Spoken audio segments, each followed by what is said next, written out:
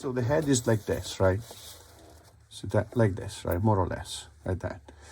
So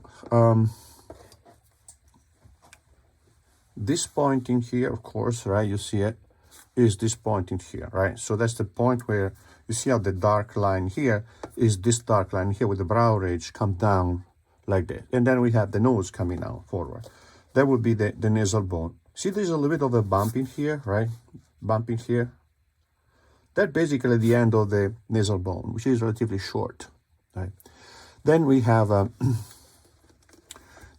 brow ridge, very visible. See that? The brow ridge here, right?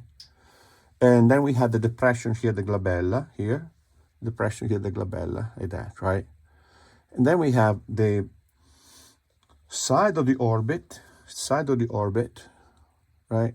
And this line here is this line here.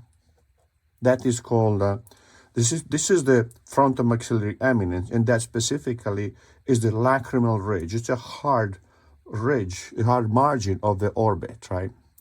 Then we have the zygomatic bone here, right? Here, see that corner there?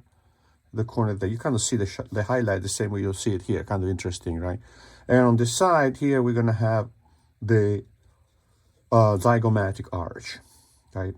So the rest in here is going to be kind of difficult to see, right? Actually, maybe we see a little bit of a frontal eminence here, but under the hair here, that's a bump of frontal eminence, right? We see the side plane, right, and the front plane, and you see how 1, 2, 3. See the 3 values here, right?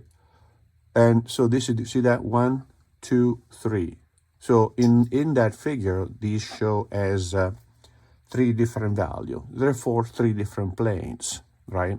That makes it interesting. So this is interesting because when we see different values, it's not just lighter or dark. It's also telling us, look, this is a different plane. This is oriented this way.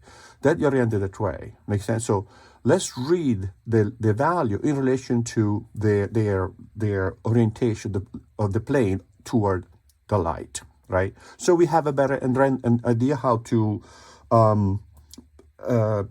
connect them to each other and obtain a more round, more volumetric structure, right?